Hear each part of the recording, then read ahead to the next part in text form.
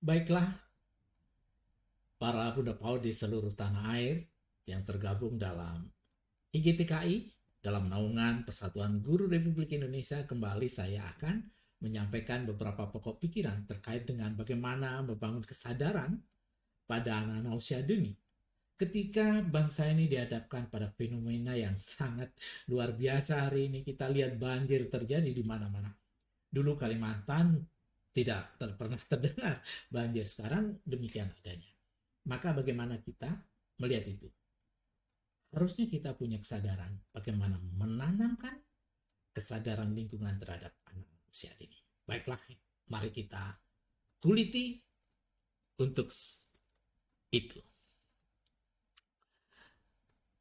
Baik, Assalamualaikum warahmatullahi wabarakatuh. Salam Om Swastiastu, Namo Buddhaya, salam kebajikan. Perkenankan bagaimana kali ini kita akan menanamkan kesadaran lingkungan pada anak-anak sejak usia dini. Ini yang perlu kita sadari bersama, bahwa ada yang mengatakan bahwa ketika baja itu panas maka ditempa. Dengan demikian akan membentuknya dengan mudah. Jadi sejak usia dinilah kita berikan pikiran-pikiran ke depan agar mereka memiliki kesadaran terhadap tanah airnya, kesadaran terhadap lingkungannya, sehingga mereka akan bisa kelak di kemudian hari saat dewasa dia mempunyai pikiran-pikiran yang indah dalam menerapkan bagaimana kita memiliki kesadaran terhadap lingkungan. Baik, Bunda Paut yang saya hormati, perkenankanlah saya akan menyampaikan ya, antara lain ini yang akan saya sampaikan kepada Bunda Paut yang saya hormati. Pertama, kalau kita mau lihat ya, ada fenomena alam yang menguji pola hubungan. Tentunya pola hubungan manusia dengan uh, alamnya. Jadi bagaimana manusia dengan alamnya itulah sekarang yang sedang diuji kepada kita sekalian. Ternyata jika manusia itu menyintai alamnya, maka alam akan memberikan sajian yang luar biasa terhadap manusia itu sendiri. Ketika terjadi Eropa banjir, kita tidak menyangka bahwa negara maju bisa banjir, karena Eropa dikenal sebagai negara yang mampu mengelola air, seperti di Belanda utamanya, di Den Haag, maksudnya di negara Belanda yang terkenal dengan um, Nederland, jadi tanah air yang terletak di bawah laut tetapi bisa mengelolanya dengan baik.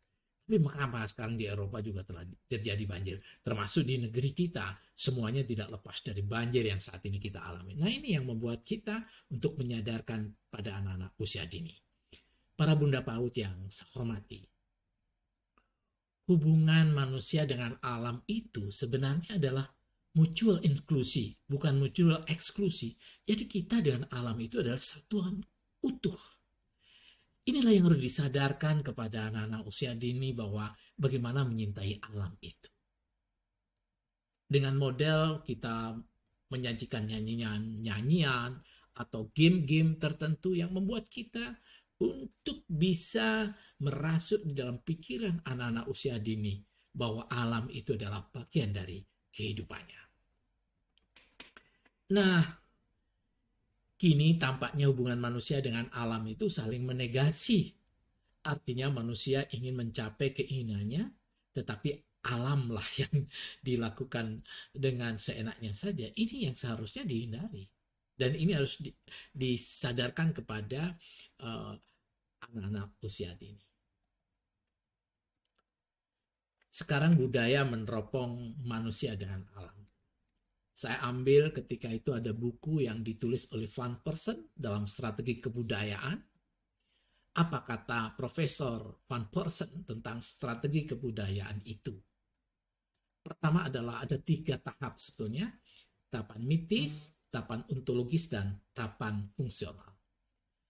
Tahapan mitis, manusia masih belum menemukan alat produksi, apakah itu cangkul, gergaji, atau mungkin palu, atau apa, masih belum. Dia hanya menggunakan kemampuan pikirnya dengan menggunakan piranti peralatan seadanya di tahapan mitis itu. Sehingga dia tergantung ketika tidak menguasai alam. melihat banjir besar disebutlah dewa banjir, ada dewa pohon besar, dewa laut dan sebagainya, karena dia tidak bisa menemukan alat produksi dan itu pikiran mitisnya yang ada. Maka dia tergantung kepada alam. Tuhan api besar, Tuhan laut besar, karena dia tidak bisa mengarungi laut ketika itu. Ketakutan dan belum menemukan apa-apa. Tapi pada tahap berikutnya adalah tahapan ontologis, di mana manusia jumpa ilmu dan teknologi. Nah, ini kadang-kadang ketika manusia jumpa teknologi, lahirlah teknologi. Kalau kita ketahui hadirnya sebuah pompa air, tidak terasa air dikuras di dalam tanah.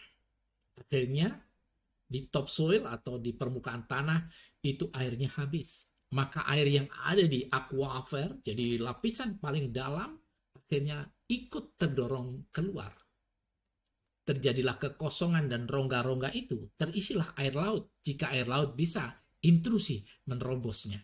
Tetapi kalau tidak bisa, maka terjadilah rongga. Dan kalau kita sering jumpa ada tanah yang amblas dan sebagainya, itu adalah buah dari teknologi. Oleh karena itu manusia harus memilih para Bunda PAUD, apakah kita berada pada teknofilia, atau teknomania, atau teknofobia. Teknofobia adalah fobi terhadap teknologi. Teknologi dianggap ancaman, sehingga kita tidak menggunakan teknologi. Dan kita menjauhi, avoid terhadap teknologi. Dan teknomania, menggunakan teknologi berlebihan sehingga kita tergantung pada teknologi itu. Nah, ini teknomania, teknofobia ini harus dihindari. Yang kita pilih adalah teknofilia. Bagaimana kita menggunakan teknologi dengan teropong humanisme yang tinggi. Jadi humanisasi menjadi teropongnya. Jadi teknologi adalah menemani manusia. Jadi kalau ada industrial 4.0, di mana teknologi tidak boleh didewa-dewakan. Kalau didewa-dewakan akan terjadi manusia teralienasi, terasing.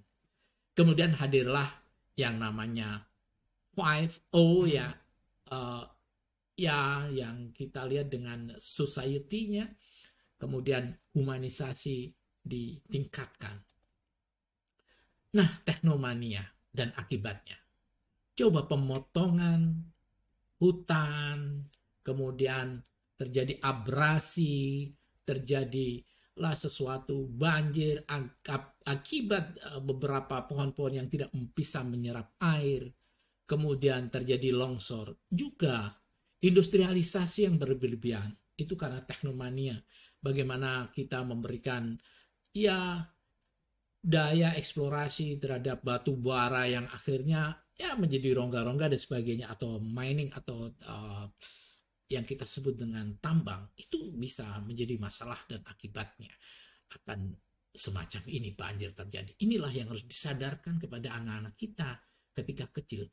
Saat mereka besar menjadi seorang yang bisa menjustifikasi sesuatu, bisa memutuskan sesuatu, akan berpikir panjang. Oleh karenanya solusi arifnya adalah tanamkan sejak usia dini kesadaran lingkungan itu kepada anak-anak kita. Para Bunda PAUD yang saya hormati, pembiasaan atau habituation adalah salah satu jalan. Bagaimana dia bisa menanam pohon, diajarkan pada anak-anak usia dini, melihat proses penanaman dan sebagainya. Ini akan menjadi sebuah kesadaran dari pembiasaan.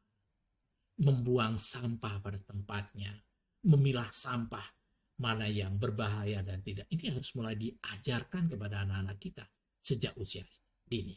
Sehingga mereka akan tahu bahwa akibat besar itu bisa memusnahkan manusia itu sendiri.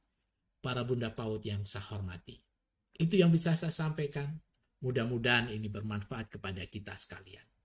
Dan perlu saya sampaikan kepada Bunda PAUD, saya akan bercerita tentang banyak hal, dan nantinya akan saya buat termin per termin agar tidak menyita waktu untuk menyaksikannya. Itu kira-kira yang bisa saya sampaikan kepada Bunda PAUD yang Saya hormati, kurang lebihnya itu mohon maaf kalau ada kesalahan saya dalam penyampaian. Tetapi saya yakin bahwa ini semuanya adalah untuk learning bagi kita, menguatkan dari IGTKI sebagai bagian dari Persatuan Guru Republik Indonesia. Demikian, terima kasih perhatiannya. Mudah-mudahan berkenan dan Assalamualaikum warahmatullahi wabarakatuh. Om Santi Santi. Sampai jumpa di acara yang lain.